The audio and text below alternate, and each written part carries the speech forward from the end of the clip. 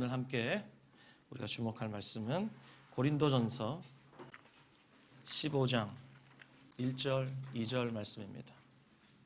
네, 찾으셨으면 우리 함께 봉독하도록 하겠습니다. 시작.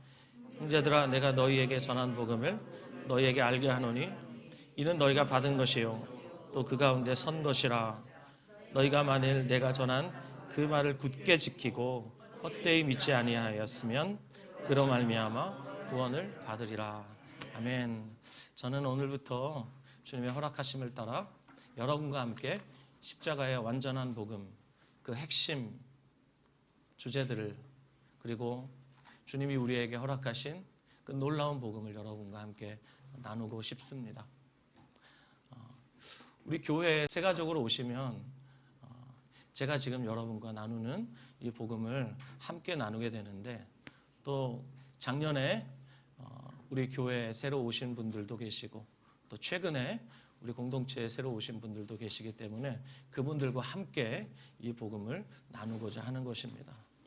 그리고 이 복음을 이미 들으신 분도 계시겠지만 아까 우리 백승민 목사가 말한 것처럼 복음 들었다고 땡이 아닙니다. 그 복음 앞에 우리가 매일 서야 합니다. 할렐루야. 그래서 오늘 여러분과 함께 복음으로 초대라는 제목으로 첫 시간 복음 나누고자 합니다. 지금은 코로나로 갈 수 없지만 제가 해마다 혹은 2년에 한 번마다 아프리카 동부에 있는 케냐라는 나라의 수도 나이로비에서 복음 캠프를 열었습니다. 복음 캠프를 열고 수많은 케냐의 목사들과 케냐의 평신도들을 훈련하는 그 자리에 어떤 현지인 목사가 참여하면서 제게 이런 질문을 했습니다. 왜 자꾸 초보적인 지식만을 가르치십니까? 복음, 죄, 믿음, 회개, 우리는 이미 구원받았고 이런 것들 다 알고 있습니다 라고 말했습니다. 정말 다 알고 있을까요? 여러분이 잘 아시는 세계적인 전도자 빌리 그레함, 올해가 빌리 그레함 전도대회 50주년 기념이 되는 해입니다. 올해 우리나라에서 빌리 그레함 전도대회 50주년 기념 성회가 열리는데, 빌리 그레함이 죽기 전에 마지막으로 자신의 사역을 마무리하는 시점에서 기자와의 인터뷰에서 한 말입니다. 여러분, 이 말을 의미 깊게 들어주시기 바랍니다. 나는 복음이 교회 밖에만 필요한 줄 알았습니다. 그런데 지금 새삼스럽게 깨닫는 것은 교회 안에 복음을 필요로 하는 사람들이 더 많다는 사실입니다. 여러분, 동의하실 수 있겠습니까? 복음은 불신자에게만 필요한 줄 알았는데 그것이 아니라 내 사역 전체를 돌아보니까 지금 뼈저리게 깨닫게 되는 것이, 복음이 필요한 사람은 교회 밖에만 있는 사람들이 아니라 교회 안에 있는 사람들이다. 그걸 빌리 그레함이 정말 뼈저리게 깨달았다는 것입니다. 고린도전서 4장 15절 말씀을 보면 바울 사도가 이렇게 말합니다. 고린도 교회를 향해서 내가 복음으로 여러분을 낳았습니다. 여러분, 저와 여러분이 거듭났다는 말은 복음으로 거듭났다는 것입니다. 누구의 철학을 듣고 누구의 대단한 강연을 듣고 그렇게 거듭난 것이 아닙니다. 우리 부모님이 그리스도인이기 때문에 내가 거듭난 것이 아닙니다. 혈통으로나 육정으로나 사람의 뜻으로 나는 것이 아니라 우리는 하나님의 뜻으로 납니다. 바울이 복음을 전해서 고린도 교회가 탄생했습니다. 그런데 고린도 교회가 어느새 복음을 잃어버렸어요. 그래서 교회 안에 수많은 문제들이 일어나고 수많은 사람들이 교회를 떠나고 교회가 갈등을 겪고 교회 안에 이룬 말로 다 할 수 없는 어려운 문제들이 생기기 시작했습니다. 그래서 오늘 우리가 함께 읽은 고린도전서 15장 1절 2절 말씀에서 바울 사도가 그들에게 뭐라고 말합니까? 형제 여러분, 전에 내가 전해준 복음을 여러분의 마음속에 되새겨 주려고 합니다. 이 복음은 여러분이 이미 받아들였고 또 여러분의 믿음의 기초가 되어 있습니다. 그러므로 여러분이 헛되이 믿지 않는다면 몰라도 그렇지 않고 내가 전해준 복음 그대로 굳게 지켜나간다면 여러분은 이 복음으로 구원을 받게 될 것입니다. 바울 사도가 잘 알고 있습니다. 그들은 이미 복음을 받아들였습니다. 그리고 그들의 믿음의 기초가 되어 있습니다. 그런데 지금 고린도 교회가 복음을 헛되이 믿기 시작했습니다. 어느새 복음을 상실하기 시작했습니다. 그래서 바울 사도가 뭐라고 그럽니까? 전에 내가 전해준 복음을 여러분의 마음에 되새겨 주려고 합니다. 전에 내가 여러분 마음에 새겼습니다. 그런데 다시 새겨야 할 지경에 이르렀습니다. 라고 말하고 있는 것입니다. 여러분 복음 받으셨습니까? 복음으로 거듭나셨습니까? 아멘이 왜 이렇게 작아요? 복음 받으셨어요? 받으셨으면 그걸로 땡입니까?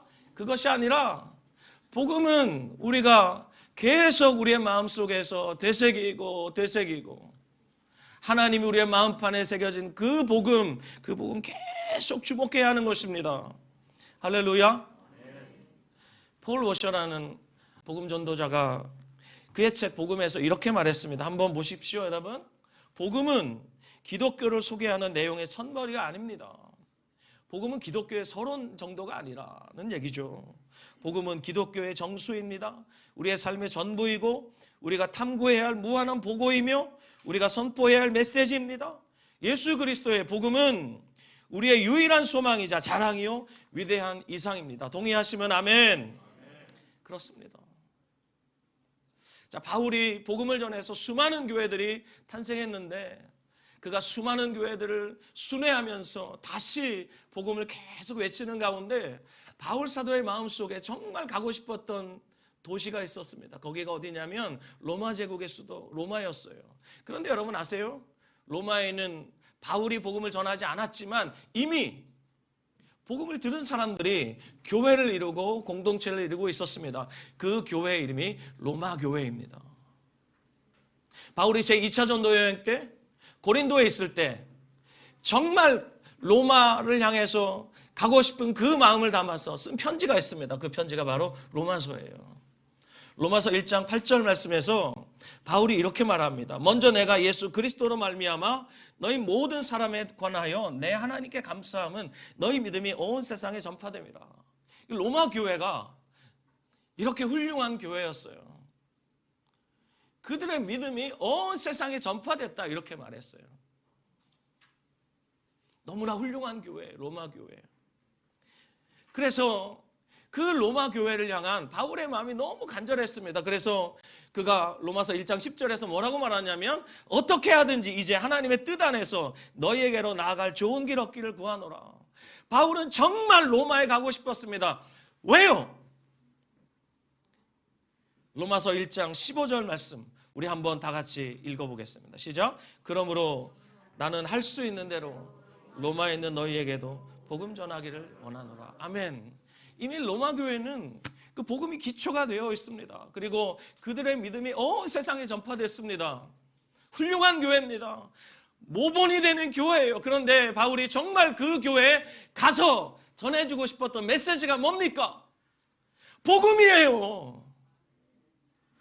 복음이 얼마나 중요하길래 바울 사도가 이렇게 말하는 걸까요? 여러분 분명히 아시게 될 겁니다. 복음은 하나님의 지혜요 능력입니다. 하나님의 어리석음이 사람보다 지혜롭습니다. 하나님의 약함이 사람보다 강합니다.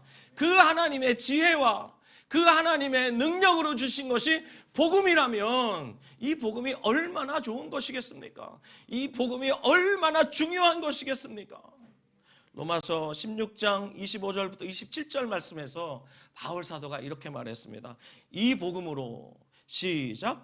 이 복음으로 너희를 능히 견고하게 하실 지혜로우신 하나님께 예수 그리스도로 말미암아 영광이 세세 무궁하도록 있을지어다. 아멘. 자, 이 복음으로 여러분 저와 함께 주님이 허락하시는 시간 동안 십자가의 완전한 복음을 들으시게 될 텐데 이 십자가의 완전한 복음으로 너희를 능히 견고하게 하실 지혜로우신 하나님께 이 복음 안에 하나님의 지혜가 다 쏟아져 있습니다. 이 복음은 능력입니다. 할렐루야. 그러므로 이 복음은 너무나 중요한 것입니다. 여러분, 복음은 절대로 사형리처럼 한 번 듣고 끝나는 것이 아니에요. 노르웨이와 같은 북유럽이나 북극에 가면 거기에 서식하는 아주 독특한 쥐를 만날 수가 있는데, 이 쥐의 이름이 레밍이에요. 이 쥐는 집단으로 이동하는 습성으로 유명한데, 한 마리가 갑자기 뛰기 시작하면 동네 쥐들이 다 뛰기 시작합니다. 그래서 이른바 죽음의 레이스를 시작합니다. 왜 뛰는지 모르게 쥐들이 막 뛰기 시작합니다. 뛰면서 야, 어디 가냐 어디 가냐 이러겠죠. 너 왜 뛰냐 왜 뛰냐. 몰라, 제가 뛰잖아. 막 따라 뜁니다. 언제까지 뛸까요? 언제까지 뛸까요? 절벽에서 떨어져 죽을 때까지, 호수에 빠져 모두가 몰사할 때까지 뜁니다. 이런 현상을 가리켜서 레밍 신드롬이라 그래요. 현대인들이 어떻게 사는가 봤더니 레밍처럼 삽니다. 그래서 붙은 이름이 레밍 신드롬이에요. 옆집 또리 엄마가, 순이 엄마가 애들 과외시키니까 나도 시킵니다. 직장에서 옆에 김대리가 이렇게 하니까 나도 이렇게 합니다. 내 친구가 뭐 좋대더라 그러면 나도 그렇게 합니다. 세상 사람들 전부 옆 사람 보고 살아요. 옆 사람이 이렇게 사니까 옆 사람이 야 이게 행복해 너무 좋아 그러니까 옆 사람이 추천해 주는 대로 옆 사람이 사는 것 보고 그렇게 살아요. 이게 레밍 신드롬이에요. 근데 세상 사람들만 그렇게 사는 게 아니라 교회 안에 있는 사람들도 그렇게 살더라 이 말입니다. 오늘날 교회 안에 있는 사람들이 그렇게 살면서 보니까 세상 사람들하고 전혀 구별이 되지 않아요. 왜 그럴까요? 복음에 무지하기 때문이에요. 복음을 몰라요. 아까 제가 서두에 여러분에게 케냐 현지 목사가 제게 했던 말 여러분에게 알려드렸습니다. 왜 자꾸 우리에게 이런 초보적인 지식만을 가르칩니까? 여러분, 복음이 초보적인 지식입니까? 그렇지 않습니다. 하나님의 지혜와 능력이 다 쏟아져 있는 복음이 초보적 지식이라니요. 말도 되지 않습니다, 여러분. 복음을 모르니까 어떻게 살아요? 세상 사람들과 똑같이 사는 거예요. 복음에 무지하면 어떻게 되는 거예요? 복음을 무시하게 되는 거예요. 제가 여러분에게 6주 혹은 7주 동안 여러분에게 전하게 되는 이 복음 절대로 무시하시면 안 됩니다. 복음을 무시하고 복음에 무지하면 결국은 복음과 무관한 삶을 살게 됩니다. 하나님은 우리가 누군지 누구보다 잘 아시죠? 우리를 위해서 가장 중요하고 가장 필요한 것을 주님은 다 알고 계십니다. 그래서 하나님이 준비하신 것이 바로 복음이에요. 그렇다면 하나님의 지혜요 하나님의 능력으로 준비하신 복음이라면 우리가 만사를 제쳐놓고라도 이 복음 알아야 되지 않겠습니까? 아멘. 만사를 제쳐놓고라도 이 복음 모른다면 만사를 제쳐놓고 이 복음부터 알아야 되는 거예요. 이 복음 모르면 하나님의 자녀임에도 불구하고 만족이 없어요. 이 복음 모르면 여기 기웃거리고 저기 기웃거리고 여기 가면 행복할까 저기 가면 행복할까. 그래서 행복의 바람새를 쫓아서 여기 가면 만족할까 저기 가면 만족할까. 그렇게 사는 거예요. 근데 여러분 아십니까? 복음을 전부로 받은 사람은 더 이상 불만 없습니다. 예수 그리스도로 충분하기 때문에 다른 것 구하지 않게 됩니다. 할렐루야. 예. 그래서 정말 우리가 이 복음이라는 기초 위에 견고하게 서 있어야 하는데 이 복음이라는 기초 위에 서 있지 않으면 우리 인생 정말 허망합니다. 우리 다 함께 시편 11편 3절 말씀 같이 한번 읽어보겠습니다. 시작. 터가 무너지면 의인이 무엇을 하랴. 아멘. 저 여러분의 인생에는 여기가 정말 안전해 라고 여기는 그런 터들이 있죠. 그렇죠? 예. 대표적으로 뭐가 있습니까? 돈. 돈이 많은 사람은 돈을 안전한 터로 여겨요. 그리고 어떤 사람은 돈은 좀 없어도 이 몸뚱아리 하나가 튼튼하면 말이에요. 그래, 내가 돈 없어도 언젠가는 내가 부자가 될 수 있어. 이 몸뚱아리만 있으면 돼. 또 그것도 없는 사람들은요, 내 가족이 든든하면 말이에요. 가족을 든든한 터로 여깁니다. 그리고 어떤 사람은 철밥통 끼고 있습니다. 내 직장은 평생 직장이야. 이 철밥통 절대 안 깨져요. 그러면서 자기가 다니고 있는 그 직장의 안전을 터로 여기는 사람들이 있어요. 그리고 어떤 사람은 자신의 경험들을 터로 여기고, 그리고 어떤 사람들은 세상 살아봤다 이거죠. 그러니까 자신감을 자신의 안전에 터로 여기는 사람들이 있고, 또 어떤 사람들은 자기가 알고 있는 인맥을 터로 여기는 사람들이 있어요. 그런데 여러분, 우리가 정말 안전하다고 여기고 있는 그 터가 언제까지 안전하겠습니까? 그 터가 언제까지 안전할 수 있을까요? 2018년 10월 11일 새벽에 우리나라에 비보가 하나 전해졌습니다. 우리나라에 기라성 같은 산악인들이 여럿 있죠. 여러분이 아는 유명한 산악인 누구 있습니까? 엄홍길, 또 누구 있어요? 엄홍길밖에 없어요. 그죠? 2018년 10월 11일 그날 새벽에 우리나라 산악계 살아있는 전설 고 김창호 대장이 갑자기 몰아닥친 눈폭풍에 그 베이스 캠프가 통째로 날아가면서 유명을 달리했습니다.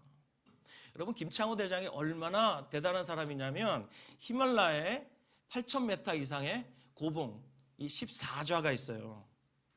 이 14좌를 무산소로 최단 시간에 정복한 사람이에요. 세계 최고의 산악인이에요. 그리고 이분이 얼마나 안전을 최우선으로 여기는가 하면 안전하지 않으면 등반하지 않습니다. 그리고 준비를 철저히 합니다. 그런데 그날도 히말라야에 다울라길이라는 봉우리가 있대요. 거기에 구르자 히말이라는 7,193m 그 봉우리를 정복하기 위해서 해발 3,500m의 베이스 캠프에서 잠을 청했어요. 대원들과 함께. 그런데 여러분도 아시겠지만 베이스 캠프는 가장 안전한 곳에 치는 거예요. 그렇죠? 웬만한 눈보라에는 끄떡없는 것이 베이스 캠프예요. 거기 베이스 캠프에서 잠을 청했는데 그 눈보라에, 그 눈폭풍에 베이스 캠프가 통째로 날아갔습니다. 우리나라의 아시아 산악인 연맹 회장인 어떤 분이 모 언론사와 인터뷰에서 이렇게 말했습니다. 이거 귀신이 옮겨놓지 않으면 절대로 있을 수 없는 일이 일어났다는 거예요. 가장 안전한 철저한 준비를 했던 그분이 가장 안전한 곳에서 그날 밤 하룻밤 잠을 청했는데 그날이 그분의 마지막 날이 될 줄 누가 알았겠습니까? 사랑하는 여러분, 우리 인생에 절대 일어나지 말아야 할 일이 뭐냐면 이 베이스 캠프처럼 정말 안전하다고 여겼던 그 터가 통째로 날아가 버리는, 터가 무너지면 의인이 무엇을 할 수 있죠? 저희 여러분이 안전하다고 딛고 있었던 그 돈, 건강, 가족, 명예, 학벌 이런 모든 것들이 한순간에 날아간다면 우리는 어떻게 하죠? 그러므로 하나님이 우리에게 알려주시는 터 위에 우리가 견고히 서 있어야 돼요. 그 터가 어디예요? 복음이에요. 아멘. 따라합시다. 복음은 하나님의 능력이며 지혜이다. 아멘. 그러므로 우리 인생 이 복음의 터 위에 견고하게 집을 지어야 합니다. 예수님이 어린 아이라도 알아들을 수 있도록 말씀하셨죠. 누구든지 나의 이 말을 듣고 행하는 자는 그 집을 반석 위에 지은 지혜로운 사람 같으리니 비가 내리고 창수가 나고 바람이 불어 그 집에 부딪히되 무너지지 아니하나니 이는 주추를 반석 위에 놓은 까닭이요. 근데 무지한 사람은 어떻게 집을 지어요? 나의 이 말을 듣고 행하지 아니하는 자는 그 집을 모래 위에 지은 어리석은 사람 같으리니 비가 내리고 창수가 나고 바람이 불어 그 집에 부딪힘에 무너져 그 무너짐이 심하니라. 저와 여러분의 인생을 복음이라는 견고한 기초 위에 세워야 합니다.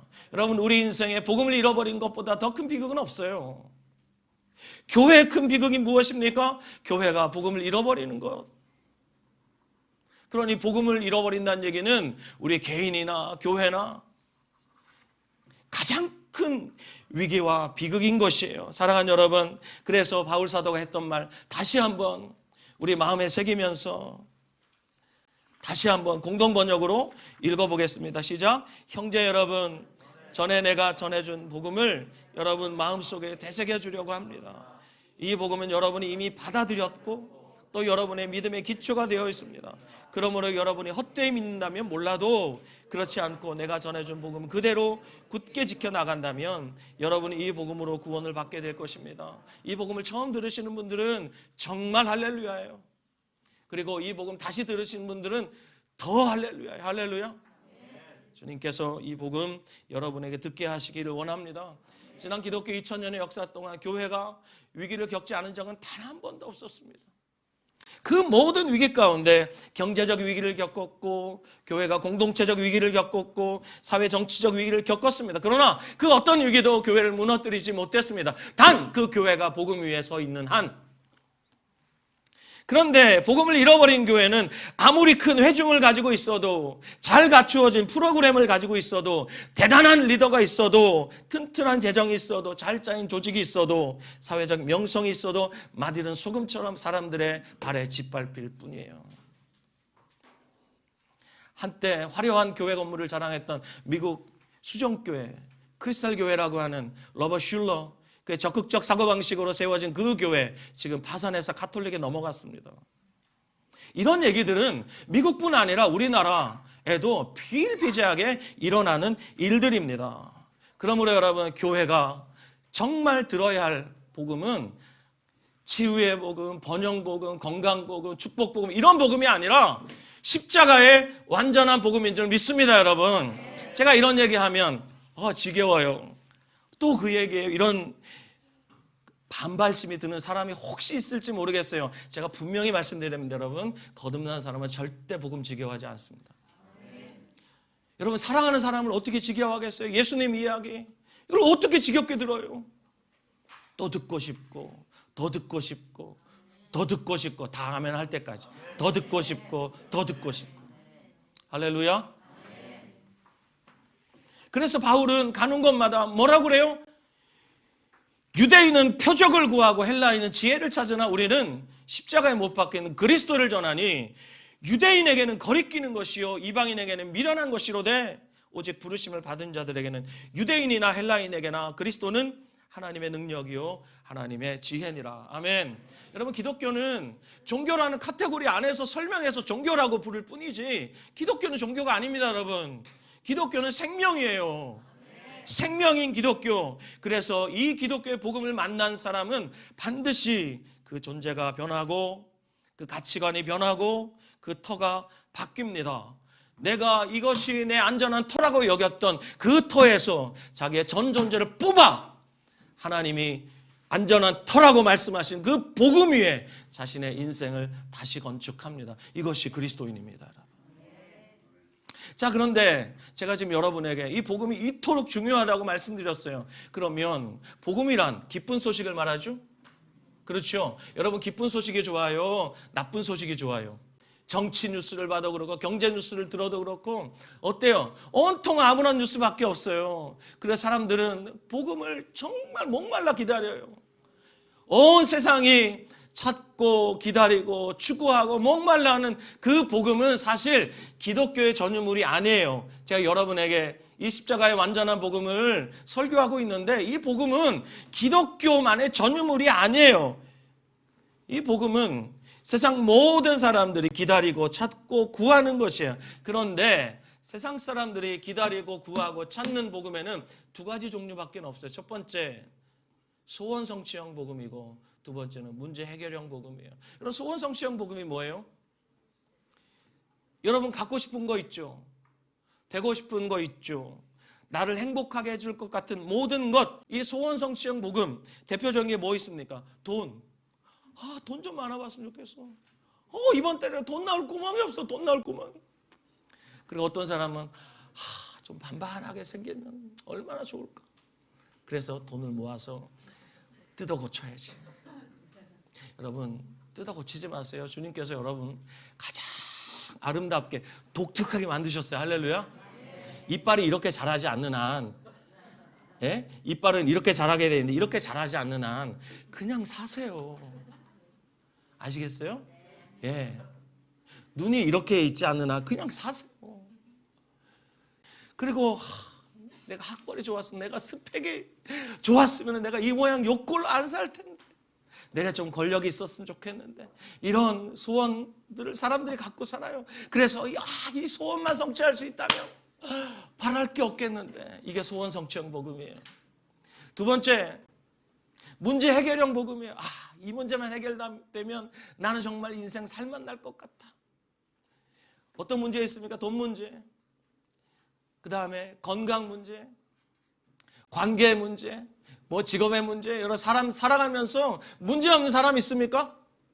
문제 없는 사람 있어요? 한 사람도 없어요. 문제 없는 곳을 찾으려면 공동묘지에 가면 됩니다. 거기는 문제가 없어요. 문제가 없어요.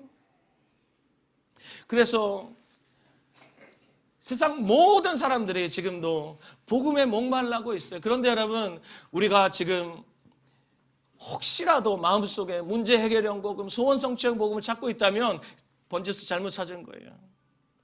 진정한 복음이 되려면 반드시 이 세 가지 조건이 만족돼야 합니다. 첫 번째, 진짜 복음이 되려면 첫 번째, 이 복음이 영원해야 합니다. 아멘, 할렐루야. 복음이 영원해야 돼요. 저 어릴 때 저희 어머니가 사글세 그 방을 전전하면서 우리 아버지 술 드시고 오면 다 때려부십니다. 그리고 주사가 엄청나게 심했기 때문에 동네 사람들 다 알아요. 창피해서 살 수가 없어요. 그래서 다른 동네로 또 이사 갑니다. 가면 또 아버지 술 드시고 오면 다 때려부시고 새벽 4시, 5시까지 우리 앉혀놓고 했던 얘기 또 하고 또 하고. 여러분, 그 고통 안 겪어본 사람은 몰라요. 그렇게 사글세 빵을 전전하다가 어느 날 전셋집으로 갔어요. 우리 어머니가 얼마나 좋아하시는지 몰라요. 그러다가 우리 아버지가 돈을 막 모아가지고, 제가 고등학교 2학년 때 그 당시에 2천만 원 들여가지고 집을 지었어요. 제 방도 생겼어요. 너무 좋았어요. 그런데 그 기쁨이 한 달 못 갑니다. 한 달 못 가. 더 좋은 집을 보면 부럽죠. 여러분도 그렇죠? 신차 뽑으면 그 기쁨이 얼마나 갈 것 같아요?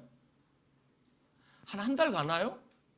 모르겠어요. 오래 가시는 분들은 뭐 한 1년도 갈 수 있겠죠. 그런데 평생 신차 뽑았다고 좋아하시는 분들은 여러분 주변에 그런 분들 보시면 밥을 많이 사주시기 바랍니다. 네. 그 어떤 것도 우리 존재를 만족시킬 수가 없어요. 그렇기 때문에 진정한 복음이 되려면 우리를 영원히 만족시키는 복음이 되어야 되는 거예요. 할렐루야. 두 번째, 참 복음이 되려면 두 번째, 이 복음이 근본적인 변화를 주는 복음이어야 합니다. 제가 아는 정말 존경하는 권사님 한 분 계세요. 그런데 20대 조강 지쳐버리고 남편이 바람나서 딴 여자랑 도망갔어요. 그러고 평생 딴 여자랑 살다가 늙음하게 돌아왔는데 몸에 병이 걸렸어요. 보니까 온 몸이 병이에요. 그리고 신장 하나를 당장 이식하지 않으면 남편이 죽어요. 그래서 조직 검사를 하겠죠. 근데 이 권사님이 조직이 딱 맞아요. 이게 얼마나 기구한 운명의 장난입니까? 근데 권사님이요, 얼마나 기도 많이 하시는 분인지 몰라요. 남편을 위해서 자기 신장 하나 떼서 줬습니다. 그때 남편이 감격하면서 안 나가더래요. 그리고 아내를 따라서 교회 생활 열심히 하더래요. 그런데 여러분 아시죠? 그 남편이 건강이 다 회복되고 나니까 그 다음에 어떻게 살았을까요? 다시 나갔어요. 여러분, 남편이 돌아왔다는 것 기쁜 소식이면 틀림없죠. 그런데 그 기쁨이 얼마나 갔을까요? 그리 오래 가지 않았어요. 남편이 집을 나가는 순간 이 권사님의 기쁨은 다시 실망으로 바뀌고 탄식으로 바뀌었어요. 그래서 권사님이 남편과 잠시 누렸던 그 기쁨은 절대로 근본적이지 못했습니다. 그 남편이 함께 교회 나가는 것 같았지만 그 남편의 변화는 근본적이지 않았습니다. 여러분, 우리 인생에 정말 참 복음이 되려면 어떤 복음이든지 우리 인생 전체를 통째로 바꿔놔야 돼요. 아멘. 영원히 바꿔놔야 되고 통째로 바꿔놔야 돼요. 할렐루야. 그리고 세 번째, 이건 정말 중요합니다. 저와 여러분의 인생에서 어떤 것이 진짜 복음이 되려면 절대적이어야 합니다. 100대 1의 경쟁률을 뚫고 대기업에 합격했다고 칩시다. 한 사람만 행복한 거예요. 나머지는 전부 슬퍼요. 그건 절대 복음이 아니에요. 어떤 교회 담임 목사님이 이런 광고를 한다고 칩시다. 여러분 잘 들어보세요. 제가 만약에 이런 광고를 하면 저는 싹군이에요. 담임 목사님 이런 광고를 해. 이번에 우리 교회에서 서울대학교 의과대학에 3명이나 입학하게 됐습니다. 하나님이 우리 교회를 크게 축복해 주셨습니다. 그런데 입학한 3명 전부 그 교회 출신인데 어떤 권사님 아들은 아깝게 떨어졌어요. 만약에 담임 목사님이 이걸 하나님이 우리에게 주신 축복이라고 광고하면 그 권사님 실족해서 다시 교회 안 나옵니다. 아셔요? 이런 건 절대 복이 아니에요. 주식 투자해서 대박을 쳤어요. 그러면 주식은 제로섬 게임이에요. 누가 따면 누군 잃어요. 이건 절대 우리에게 복이 될 수 없어요. 이걸 잘 아셔야 됩니다, 여러분. 나는 행복한데 다른 사람이 불행하다면 그건 절대 복음일 수 없는 거예요. 그래서 로또는 축복이 아닌 거예요. 노름은 절대 축복이 아닌 거예요. 만약에 이런 것을 복음이라고 가르치면, 이런 식의 성공을 복음이라고 말한다면 세상에서 통용되는 약육강식, 적자생존, 정글의 법칙에서 지배되는 그런 곳에서 버림받은 청년들은 절대로 다시 교회로 돌아올 수 없어요. 그러면 여러분, 우리가 복음이라고 말한다면 적어도 이 3가지는 만족을 시켜야 됩니다. 첫 번째, 이 복음이 영원해야 돼요. 두 번째, 이 복음이 근본적이어야 됩니다. 세 번째, 이 복음이 절대적이어야 됩니다. 여러분 저기 장사하시는 분 있죠. 사업하시는 분 있죠. 여러분 잘 되기를 바라요. 잘 되기를 바라요. 근데 여러분, 우리 교회, 우리 성도들이 잘 되면 우리 교회 성도들이 사업하시는 그 주변에 있는 가게들 중에는 안 되는 가게들이 있어요. 그러므로 그들에 대한 미안함을 가지고 있어야 돼요. 아시겠어요? 그렇다면 하나님이 우리에게 주신 복음은 어떤 복음일까 생각해 보세요, 여러분. 주님이 오늘날 교회에서 이 목사들을 통해서 선포하게 하시는 이 복음이 어떤 복음이어야 되겠어요? 소원 성취형 복음, 문제 해결형 복음, 이런 복음 목사가 전하면 되겠습니까? 그게 기독교예요? 그건 기독교 아니에요. 무당들도 하는 거예요, 그거는. 타종교에서도 얼마든지 선포할 수 있는 복음이에요. 그런데도 오늘날 교회 안에 있는 수많은 사람들이 이 세속적인 복음, 이걸 구하고 있어요. 그렇다면 왜 이렇게 됐을까? 저는 가장 큰 책임이 저 같은 목사들에게 있다고 생각합니다. 소원 성취형 복음, 문제 해결형 복음 절대 전하면 안 되는데 그런 복음을 진짜 복음으로 막 섞어서 전해요.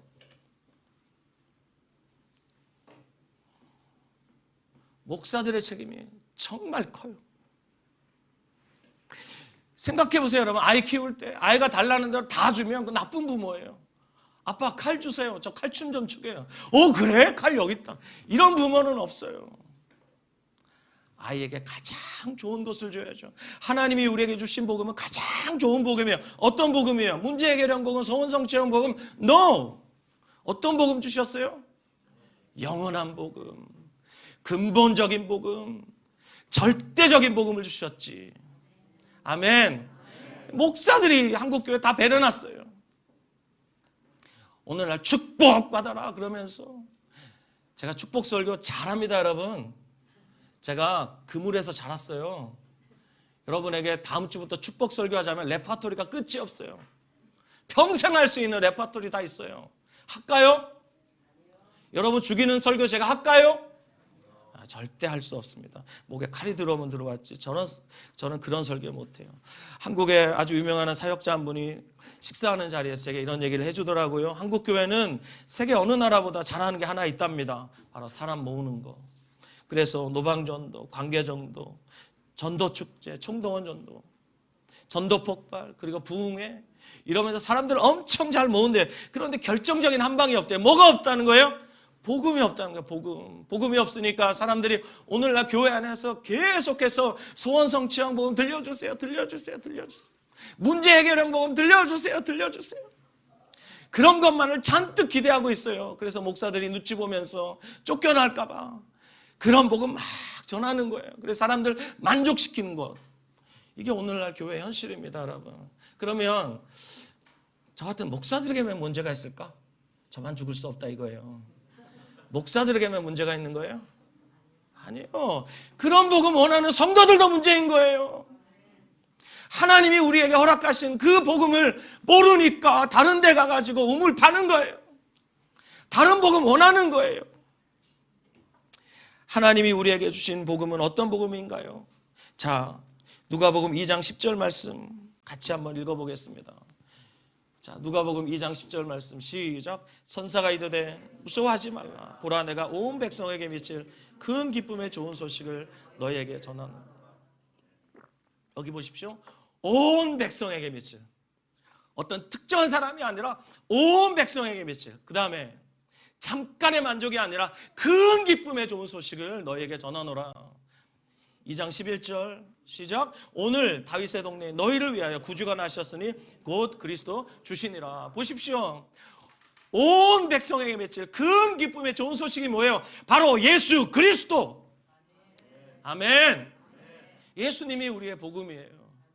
예수님이 우리의 복음입니다, 여러분. 예. 예를 하나 들까요? 최근에 우리 교회에서 파송한 우리 전망규 김미정 선생님 얼마 전에 오셔서 설교하셨죠. 우크라이나에서 지금 이제 빠져나오셔서 주변에 있는 슬로바키아라는 나라에서 우크라이나 난민들을 섬기고 계세요. 그런데 우크라이나에서 빠져나온 사람들이 대부분 터잡고 아주 든든하게 살던 분들이에요. 그런데 전쟁으로 포탄 떨어지고 그리고 막 죽음의 위협이 있으니까 다 놓고 나온 거예요. 모든 걸 다 잃어버렸어요. 여러분, 진짜 중요한 것은 잃어보면 알아요. 아, 이게 정말 내게 중요한 것인가, 중요하지 않은 것인가. 그렇죠? 다 잃어본 그분들이 무슨 얘기를 해요?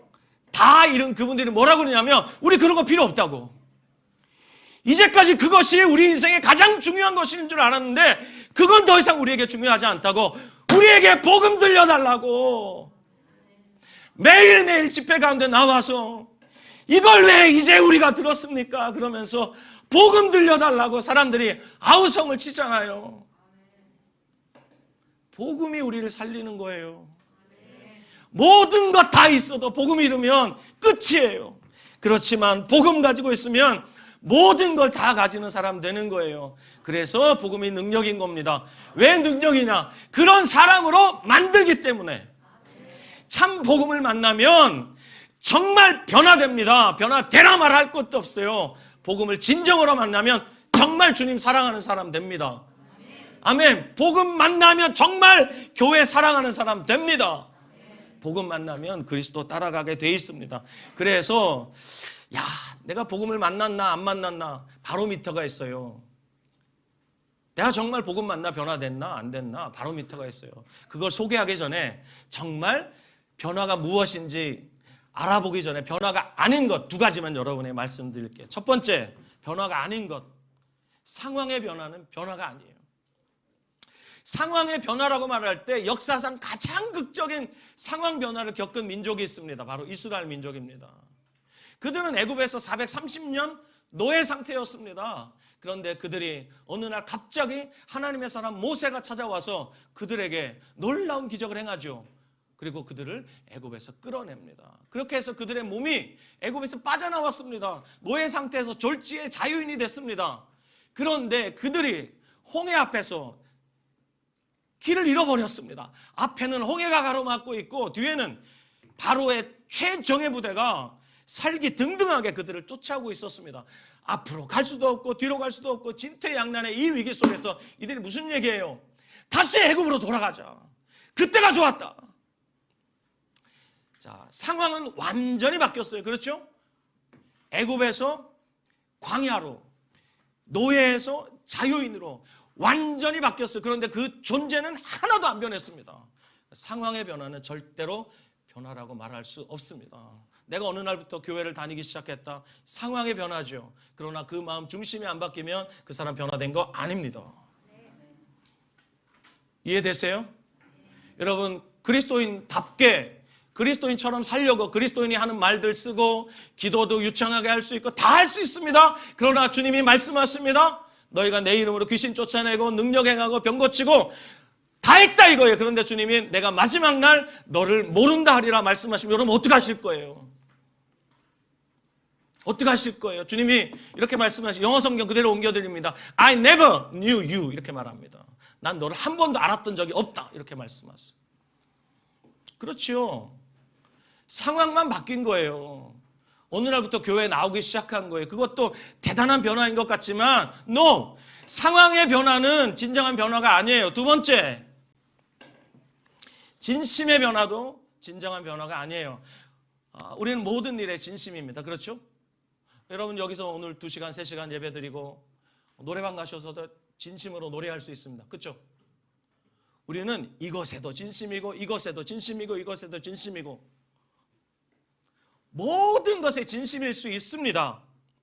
그렇지만 그 진심들 중에 단 하나만 전심입니다.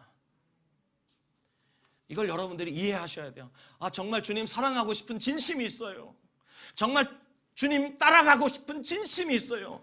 진심 주님도 다 아세요. 자, 그런데 하나의 이야기를 여러분에게 들려드리죠. 누가복음 18장에 보면 부자관원이 나옵니다.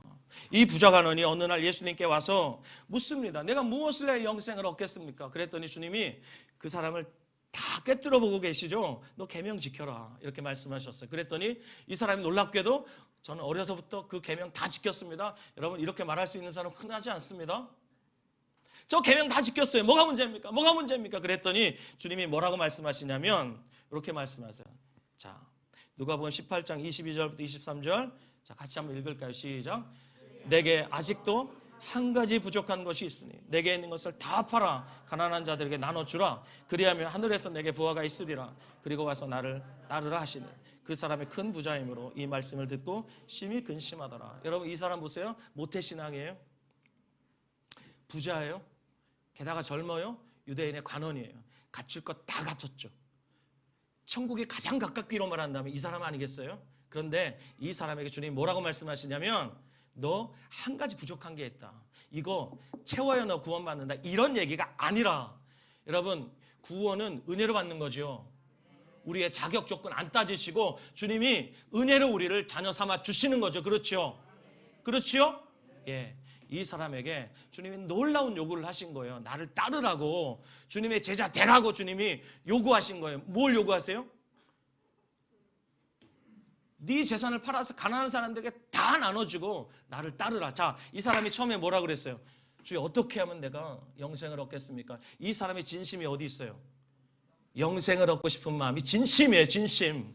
그런데 또 다른 진심이 있어요. 요게 뭐예요? 요게 뭐예요? 돈을 사랑하는 진심. 진심과 진심이 이 사람 마음속에 계속 같이 있었어요. 잘 들으세요, 여러분.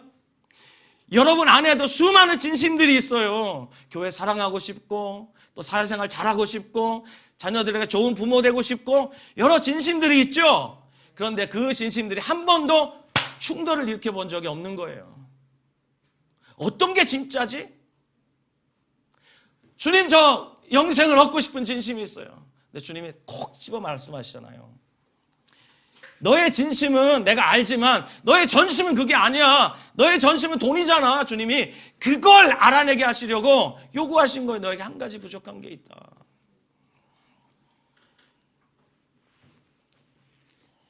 둘 중에 하나만 전심이라는 거예요. 여러분 주님 사랑하시죠?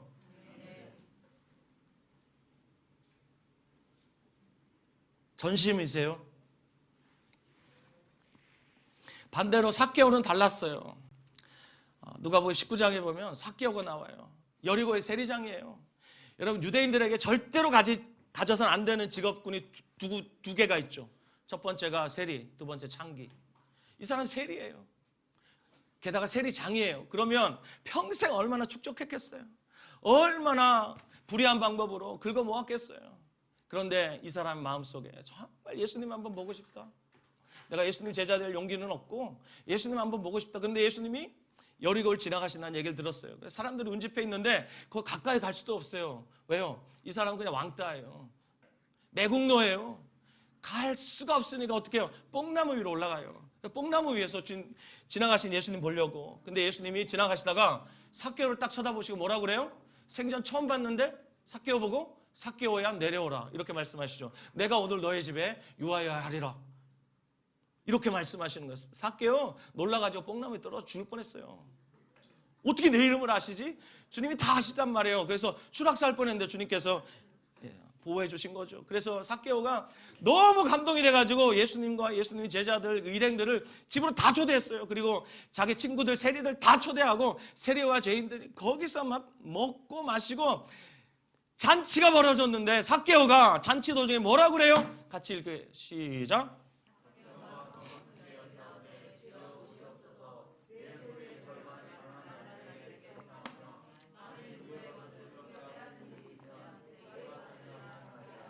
그렇습니다. 내 소유의 절반을 뚝 떼서 가난한 자에게 주겠습니다. 그리고 내가 누구의 것을 토색한 일이 있으면 토색했죠. 그러니까 여리고의 세리장까지 됐죠. 토색한 일이 있으면 율법에 의하면 20%만 더해서 갚으면 되는 거예요. 5분의 1만 더하면 되는 거예요. 100만 원 떼먹었으면 120만 원 갚으면 되는 거예요. 그런데 100만 원 떼먹은 거를 4배를 갚겠다 그러니까 400만 원 갚겠다. 이거요. 여리고의 세리장이었던 삭개오가 자신의 인생 전체를 부정하면서 파산 선언한 거예요. 무슨 얘기인가요? 파산 선언했다는 얘기는 예수님을 최고의 가치로 그가 여기기 시작했다는 거예요. 예, 여러분에게 여러 가지 진심이 있을 겁니다. 그 진심은 절대 변화의 바로미터가 될 수 없습니다. 오늘도 진심으로 예배하시죠. 그렇죠? 그런데 전심으로 예배하십니까, 여러분? 진심으로 예배하는 사람은 예배드리다가 카톡 오면 카톡 확인해요. 여러분 오늘날 예배 들어오실 때 카톡 오면 카톡 다 확인하시죠? 그건 전심의 예배가 아니에요. 우리가 그런단 말이에요. 여러분 정죄하는 게 아니라 정말 전심의 예배 드리고 싶어서 그런 거예요. 주님이 허락하신 예배면 우리 인생에 벼락 안 떨어집니다. 여기 있는 2시간 동안 별일 없어요. 좀 주님을 신뢰하세요. 할렐루야. 다음 주부터 제가 보겠습니다. 수많은 진심들이 있는데 그 진심들이 한 번도 충돌을 일으킨 적이 없으니까 이게 전심인 줄 알고 그냥 살아가는 거예요. 근데 부족하는 말이에요. 그 전심이 들통났다고 말이에요. 그래서 창피하니까 그냥 역사상 가장 아까운 사람 바로 그 사람이에요. 천국문을 바로 앞에 놓고 거기서 등을 돌려버렸어요. 그렇다면 여러분 상황의 변화는 변화가 아니다. 진심도 변화가 아니다. 그러면 뭐가 변화냐? 2가지 말씀드리겠습니다. 첫 번째, 잘 들으십시오 여러분. 삶의 주인이 바뀌는 게 진짜 변화입니다. 요한복음 10장 27절 말씀 같이 한번 읽을까요? 시작. 내 양은 내 음성을 들으며 나는 그들을 알며 그들은 나를 따르느니라. 예, 우리 교회 해마다 오셔서 설교하시는 아프리카 트루카나에 계시는 강성영 선교사님 계시죠? 그분이 해준 얘기예요. 아직도 제 마음속에 깊이 남아있어요. 그분이 사역하시는 그 트루카나 아주 척박한 지역에 수많은 사람들이 양을 치죠. 염소도 치고. 근데 그 할머니 하는 사람이 있었는데 그 할머니가 치는 양이 몇 마리 있었어요. 그 중에 한 마리가 이름이 뚫리아예요. 뚫리아. 여러분 아시겠지만 중동 지역에는 어때요? 아프리카나 이런 지역은 목자들이 자기 양을 몰고 옵니다. 다 섞여요. 섞여서 우물물도 마시고 풀도 뜯어먹고 그래요. 그런데 누가 내 양인지 어떻게 알아요? 우리는 몰라요. 그런데 주인은 단박에 알아요. 어떻게 알아요? 주인이 자기 양을 어떻게 알아요? 불러내면 알아요. 자, 그 할머니가 이제 집에 갈 때가 되니까 이렇게 하더랍니다. 뚫리야. 그러니까 뚫리야가 풀 뜯어먹다가 갑자기 대가리를 쳐들고 할머니를 이렇게 쳐다보더랍니다. 가자. 그러니까 할머니를 쫓아가는 거예요. 그걸 보고 이 선교사님이 너무 신기하니까 할머니한테 양해를 구하고, 할머니 제가 성대모사를 좀 배워가지고 할머니랑 똑같이 한번 다음에 해볼 테니까 허락해 주겠냐고. 하라고. 그래서 뚫리야, 계속 뚫리야 연습하고, 뚫리야 가자. 이게 이제 케냐 그 스와힐리어 뚜엔데거든요. 뚫리야 그러면 뚫리야가 따라와야 돼요. 그래서 그날도 뚫리야가 왔어요. 할머니랑 와가지고 대가리 쳐박고 막 불 뜯어먹고 있는데 선교사님이 이때다 싶어가지고 뚫리야 뚜엔데 그러니까 어떻게 해요? 계속 대가리 쳐박고 먹고 있잖아요. 내 양은 내 음성을 들으며 나를 따르느니라. 주님을 따르고 계십니까? 다른 얘기 할 것 없어요. 주님을 따르고 있느냐 따르고 있지 않느냐, 이것이 주님 바뀌었냐 안 바뀌었냐. 두 번째, 진정한 변화의 두 번째 증거는 사랑의 대상이 바뀌는 거예요. 사랑의 대상이 바뀌는 거예요. 요한일서 2장 15절 16절 다 함께 읽어보겠습니다. 시작. 이 세상이나 세상에 있는 것들을 사랑하지 말라. 누구든지 세상을 사랑하면 아버지의 사랑이 그 안에 있지 아니하니. 이는 세상에 있는 모든 것이 육신의 정욕과 안목의 정욕과 이생의 자랑이네 다 아버지께로부터 온 것이 아니요 이 세상으로부터 온 것이니라. 제가 지금 그렇지 않지만 한동안 주일 오전 10시 반부터 성경 가르쳤어요. 그러니까 주일 오전에 성경 가르치는데 한 번은 제가 이스라엘 12지파에 땅 분배하는 이야기를 했어요. 그런데 레위 지파에게는 땅을 안 주시죠. 안 주시면서 레위 지파에게는 하나님이 여호와가 레위 지파의 기업입니다. 그러고 제가 사람들에게 물어봤어요. 여러분은 하나님이 여러분의 기업이 되는 게 좋으세요? 아니면 땅을 분배받는 게 좋으세요? 그랬더니 어떤 한 형제가 여기 있는데 그 형제가 이렇게 말했어요. 큰 소리로 땅이요! 이렇게 말했어요. 하나님보다 땅을 선택했어요. 그래서 강의 실패했다 이거. 그래서 제가 여러분 다시 설명할게요. 그러고 다시 설명을 했어요. 레위는 하나님이 그들의 기업이 되세요. 그리고 다른 지파에게는 땅을 주셨어요. 그래서 제가 다시 한번 물어봤어요. 여러분은 하나님이 여러분의 기업이 되는 게 좋으세요? 아니면 땅을 분배받는 게 좋으세요? 그랬더니 저쪽에서 한 자매가 이렇게 말했어요. 하늘 땅이요. 이렇게 말했어요. 아니 하나님이요 라고 말하면 좀 좋아요. 기어 들어간 소리로 1초도 안 걸 하늘 땅이요 이렇게 말하니까 제가 좀 실망이 되더라고요. 우리 교회 야구 좋아하는 아이가 하나 있었어요. 초등학생일 때 야구를 너무 좋아했는데 교회에 올 때마다 야구 방망이 그리고 야구 글러브, 야구공을 가지고 오는 거예요. 예배에서 틈나면 야구를 스윙을 하고 막 그러길래 한 번은 제가 물어봤어요. 야, 너 이리 좀 와봐. 걔 현수인데, 현수야, 너는 야구가 좋아, 하나님이 더 좋아? 그랬더니 걔가 저한테 목사님 그런 거 질문하는 거 아니에요. 그래서 그래도 목사님 궁금해. 너 누가 좋은지 좀 대답 좀 해봐. 너는 야구가 더 좋아, 하나님이 더 좋아? 그랬더니 걔가 뭐라 하는 줄 아세요? 하나님이요. 하나님. 그냥 저는 야구가 더 좋아요. 그런데 그러면 되죠. 하나님. 혹시 우리의 모습은 아닐까? 사랑의 대상이 바뀌는 거예요. 여러분 주님 사랑하세요? 사랑하세요? 사랑하면 안 힘들어요.